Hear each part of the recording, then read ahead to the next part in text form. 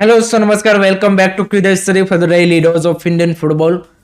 So another loss for another Indian team, and this time it's India under 23, जो कि कल Tajikistan की under 23 team से 3-2 की फाइनल स्कोर लाइन से मैच हार गई है। एंड उसमें भी 2 गोल हमने लास्ट इंजरी टाइम में कंसीड किए हैं। बट आई वुड से कि ओवरऑल मैच की अगर हम बात करें, परफॉर्मेंस की बात करें हमारे अंडर 23 बॉयज़ की, तो I would say it's much better than our senior players in terms of the you can say कि जिस तरह से प्लेयरों में वो हंगरनेस दिख रही थी, पैसन दिख रहा था, डिटर्मिनेशन दिख रहा था, एंड लास्ट मोमेंट तक उन्होंने फाइट पुटअप की है। आई वुड नॉट से इट्स अ परफेक्ट मैच। गलतियां भी की, कुछ प्लेयरों ने इंडिविजुअल मिस्टेक देखने को मिली, कहीं पे यहाँ पे कलेक्टिवली डिफेंसिव एरर्स भी देखने को मिले।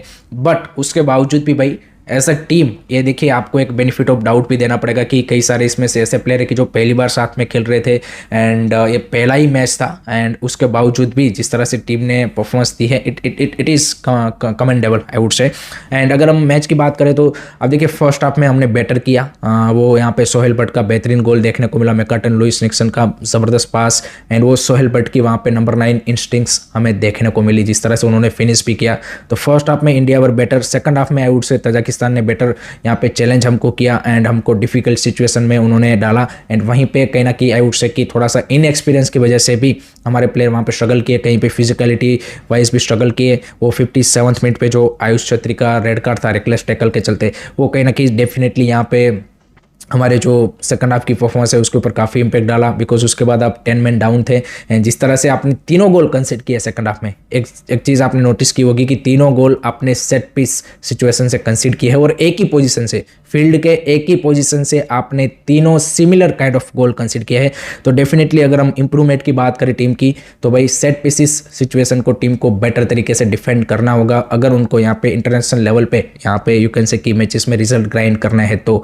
एंड वो हमको क्लियरली दिखा, उसमें भी पर्टिकुलरली आई थिंक कीपर की ओर से प्रियांश दुबे की ओर से कुछ यहाँ पे आई वुड से कि he would have I would से प्रोएक्टिवली यहाँ पे बेटर कर सकते थे थोड़ा। एंड आई थिंक डिफेंस के साथ उनका कम्युनिकेशन या फिर दोनों के बीच में यहाँ पे बेटर मार्किंग होती तो हम सेट पीसेस सिचुएशन को बेटर तरीके से डिफेंड कर सकते थे। आई डोंट नो मोहन बगान कीपर के साथ क्या मसला है कि वो यहाँ पे अपने क्लब के लिए भाई ज़बरदस्त परफॉर्मेंस पुटअप करते हैं, बट जैसे ही नेशनल टीम में आ जाते हैं थोड़े से आई वुड से कि अंडर कॉन्फिडेंस या फिर अंडर परफॉर्म करते हैं। विशाल कैद के साथ भी हमने देखा, प्रियांश दुबे के साथ भी हम देख रहे हैं, जो कि RFDL में बढ़िया करके आ रहे थे जो का साइड। बट आई वुड से कि यहाँ पे कीपर हो गए या फिर कुछ और प्लेयर हो गए कि जो आयुष छेत्री का परफॉर्मेंस देख लीजिए, ओवरऑल ही needs to be little bit better.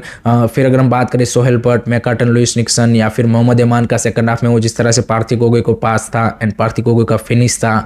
फिर आप बैकलाइन ओवरऑल देखिए, विकास शुभनाम, परमवीर, यहाँ पे उनकी परफॉर्मेंस बेटर थी। Abhishek Singh I would say as a defensive attributes उनको भाई यहाँ पे टीम को और ज़्यादा बेटर हेल्प करनी चाहिए। जिस तरह से उन्होंने आप देखिए फर्स्ट गोल में ही लेफ्ट हिज मार्कर, उन्होंने अपने मार्कर को लास्ट मोमेंट तक यहाँ पे यू कैन से कि चैलेंज नहीं किया, एंड दैट्स वाई वो इजीली हेडर उनको मिल गया। सो देयर आर एरियाज की जहाँ पे टीम ने यू कैन से कि गलतियाँ भी की, कुछ मोमेंट्स यहाँ पे अच्छे भी खेले, but this is a promising sign. यहाँ से आप इस टीम को भाई बेटर कोहेजन के साथ डेवलप कर सकते हो। That's my point. I think ये पहला मैच था, एंड अगर इसको यहाँ पे और ज़्यादा आप मैचेस देंगे then definitely you can produce a better result with this team, because इसमें वो एक यहाँ पे फाइटिंग स्पिरिट दिख रही थी जो आपकी नेशनल टीम में, सीनियर टीम में मिसिंग है। So those are the positive from this team. And I think second match जो किर्गिस्तान के सामने है, लेट्स सी उसमें ये जो प्लेयर्स है इस मैच में जो गलतियाँ की है उससे कितना लर्न करते हैं और किस तरह से बेटर तरीके से एज अ यूनिट यहाँ पे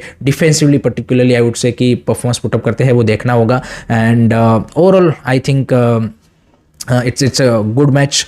what do you think guys, आपका क्या ओपिनियन रहा इस मैच के बारे में? कमेंट सेक्शन में अपने ओपिनियन ज़रूर बताइएगा। उसके साथ ही एक चीज़ मैं यहाँ पे और बताना चाहूँगा कि नेक्स्ट मंथ 15 जुलाई से आसियान मंदिरी कप होने वाला है अंडर 23 का, तो इस टीम को वहाँ पे भेजना चाहिए था, but as we all know कि भाई AFF की ओर से एज सच कोई हमें लॉन्ग टर्म प्लानिंग दिखती नहीं है। अदरवाइज वहाँ पे 3-4 मैचेस इस टीम को मिल जाते तो that would be a better thing before going into the Asian cup क्वालिफायर्स। But Mandiri cup वहाँ पे हो रहा है एंड उसमें यहाँ पे अच्छा एक्सपोजर मिल जाता है, बट दैट्स अ थिंग जो कि AFF से एक्सपेक्ट करना यहाँ पे बेवकूफ़ी ही होगी। नेक्स्ट उसके बाद बात करनी है भाई ISL के फ्यूचर के बारे में, जो कि भाई एक बड़ा अपडेट निकल के आ रहा है। FSTL ने भाई रिसेंटली क्लब्स के साथ इंडिविजुअली यहाँ पे कई सारे मीटिंग्स किए हैं एंड जिसमें उन्होंने क्लैरिफाई कर दिया है कि भाई नेक्स्ट सीज़न का जो आईएसएल है उसका at the moment kick off होने का कोई चांस या फिर कोई प्लानिंग नहीं है, बिकॉज अभी तक एआईएफएफ के साथ जो मास्टर राइट्स एग्रीमेंट है, एमआरए है, डील है, वो साइन नहीं हुई है। एंड उसका भी रीज़न है क्योंकि यहाँ पे सुप्रीम कोर्ट ने क्लियर डायरेक्शन दिया है कि जब तक एआईएफएफ का new constitution and new body elect होके नहीं आ जाती तब तक आप इंडियन फुटबॉल के रिलेटेड कोई मेजर डील साइन नहीं कर सकते। तो दैट्स वाई जो एआईएफएफ एंड एफएसडीएल के बीच में बातचीत भी चल रही थी वो भी ऑन होल्ड हो चुकी है।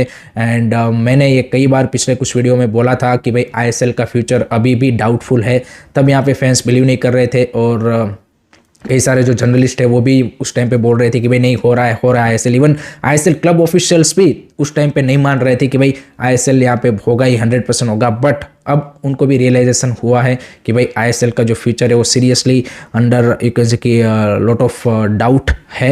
एंड इसके चलते भाई कई सारे क्लब्स अब यहाँ पे अपना जो प्री सीजन का प्लान है उसको भी चेंज करेंगे, कोई यहाँ पे लेट करेगा क्योंकि 14 सितंबर से तो भाई यहाँ पे आपका आईएसएल स्टार्ट होता हुआ दिख नहीं रहा है, क्योंकि नेक्स्ट मंथ जुलाई 15 के बाद आपका सुप्रीम कोर्ट का जजमेंट आएगा।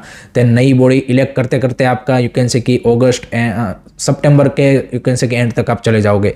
सो there is a lot of uncertainty regarding ISL and it's not only about the ISL, इससे आपके बाकी जो टूर्नामेंट है वो भी अफेक्ट होने वाले हैं, क्योंकि एफएसडीएल की जो न्यू डील भी उन्होंने प्रपोज की है उसमें उन्होंने भाई यहाँ पे जो एआईएफएफ को 50 करोड़ रुपए वो दे रहे थे वो यहाँ पे देने से मना किया है। तो उससे भाई एआईएफएफ के भी जो यहाँ पे कंपटीशन वो ऑर्गेनाइज करते थे बाकी आई लीग से लेके यहाँ पे यूथ यू कैन से कि लीग तक, उसमें भी काफ़ी बड़ा यहाँ पे इम्पेक्ट पड़ेगा एंड कई सारी चीज़ें यहाँ पे शट डाउन भी उनको करनी पड़े। सो इंडियन फुटबॉल के इसके चलते काफ़ी ज़्यादा यू कैन से कि रिपरकशन यहाँ पे भुगतने पड़ सकते हैं। दुरांत कप में भी खबरें हैं कि भाई कुछ क्लब यहाँ पे शायद आईएसएल के पार्टिसिपेट ना करें, क्योंकि अभी आईएसएल का फ्यूचर कोई सर्टेन है नहीं, तो प्री सीजन वो लेट ही स्टार्ट करेंगे। सो दुरांत कप से भी कुछ क्लब में भी यहाँ पे बैक ऑफ कर जाए। So lot of uncertainty at the moment around Indian football, and this was I was saying again and again in last couple of months, but fans को लग रहा था कि नहीं भाई सब कुछ स्मूथ चल रहा है। कई सारे फैंस बोल रहे कि आईएसएल शट डाउन हो जाए तो अच्छी बात है, but overall as a Indian football के लार्जर यू कैन से कि पर्सपेक्टिव से देखें तो बंद होने से ज़्यादा बेटर है कि भाई जो प्रॉब्लम्स है आपकी लीग में उसको आपको रेक्टिफाई करना पड़ेगा, क्योंकि आईएसएल बंद हो जाएगा तो आपकी आई लीग को भाई टॉप लीग बना दिया जाएगा एंड अगेन आपके जो प्रॉब्लम्स है वो वहीं के वहीं रहेंगे। सो एक प्रोफेशनल लीग अगर चल रही है तो उसमें जो कुछ गलतियां है या फिर जो मिस्टेक्स है उसको रेक्टिफाई करके हमें आगे बढ़ना चाहिए, rather than you can say कि shut down is not the solution I would say. So जो उसमें मिस्टेक्स है या फिर जो चीज़ें इंप्रूवमेंट करने जैसी है वो अगर हम लाएंगे तो यहाँ पे इंडियन फुटबॉल के लिए बेटर होगा। अब देखते हैं यहाँ पे आईएसएल क्लब ओनर्स क्लब्स किस तरह से आगे रिएक्ट करते हैं, क्योंकि अगर एफएसडीएल बैक ऑफ करता है then things will be really difficult and AFF के लिए भी it's gonna be now big challenge and particularly this regime I don't have any you can say कि hope from them कि भाई वो यहाँ पे FSDL या फिर क्लबों के साथ कोई डील क्रैक डाउन कर पाएंगे। सो वो वाली चीज़ है, बाकी देखते हैं आगे क्या होता है। आपका क्या ओपिनियन है, आपके क्या थॉट्स है, कमेंट सेक्शन में ज़रूर बताइए। नेक्स्ट उसके बाद बात करनी है भाई इंडियन नेशनल टीम के मैचेस के बारे में। सो एस वी ऑल नो कि एट द मोमेंट तो अभी कोच का भी फ्यूचर यहाँ पे यू कैन से कि क्लियर नहीं हुआ है, बट आप देखिए बाकी कंट्रीज सितंबर की जो फीफा विंडो है उसमें यहाँ पे ऑलरेडी जो मैचेस है वो प्लान कर रही है एंड काफा कप उसके दौरान होने वाला है 26 अगस्त से 9 सितंबर, यानी कि वो जो सितंबर वाली फीफा विंडो है उसमें, एंड उसमें ओमान एंड मलेशिया जैसी कंट्रीज एज ए गेस्ट जारी है। तो कई सारे इंडियन फुटबॉल फैंस यहाँ पे लेम एक्सक्यूज देते रहते हैं कि भाई साफ हमें छोड़ देना चाहिए, साफ हमें छोड़ देना चाहिए।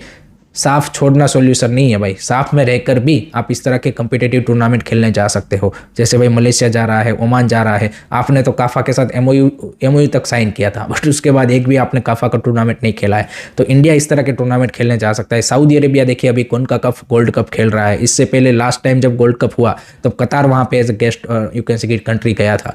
तो अगर आपको कॉम्पिटिटिव मैचेस खेलने हैं तो वर्ल्ड में भाई इनफ कंपटीशन होते हैं, तो आप अपने कॉन्फेडरेशन में अपने रीजनल फेडरेशन में रह के भी आप इस तरह के टूर्नामेंट में as a guest team participate कर सकते हैं। बट उसके लिए आपका फेडरेशन का विजन, प्लानिंग एंड उस यू कैन से कि सामने वाले फेडरेशन के साथ उस तरह के रिलेशन या फिर कम्युनिकेशन होना पड़ेगा, तब जाके ये सारी चीज़ें भाई रियलिटी बनती है। तो बाकी कंट्रीज़ के भाई फेडरेशन इस डायरेक्शन में काम करते हैं। हमारा एएफएफ तो भाई खुद की इंटरनल पॉलिटिक्स और एक दूसरे की टांग खींचने में और पैसा यहाँ पे इकट्ठा करने से भाई बाज आएगा, तब ये सारी चीज़ें करेगा ना, तो वो वाली चीज़ है। तो Malaysia and Oman is participating in CAFA cup in सितंबर। हमारे तो अभी मैचेस डिसाइडेड नहीं है, एंड वैसे भी भाई आईएसएल आपका अब लेट ही स्टार्ट होगा, तो भाई सितंबर में कोई intercontinental cup kind of a tournament organise कर दो, ताकि भाई लोग भी खुश रहें और आप भी खुश रहे, भाई वही वाली चीज़ है। बट लेट्स सी आगे क्या होता है। लास्ट में बात करते हैं भाई फीफा क्लब वर्ल्ड कप जो चल रहा है, उसमें भाई एक यहाँ पे ज़बरदस्त रिजल्ट एशियन क्लब के लिए देखने को मिला है। अल हिलाल ने भाई one of the top club in the world Real Madrid के सामने भाई 1-1 से ड्रॉ खेला है। And what a performance from the Al Hilal side. इतने बड़े क्लब के सामने, इतनी स्ट्रॉन्ग टीम के सामने इस तरह की परफॉर्मेंस पुटअप करना, I think it's a commendable job and great to see for a Asian club to achieve a result like that.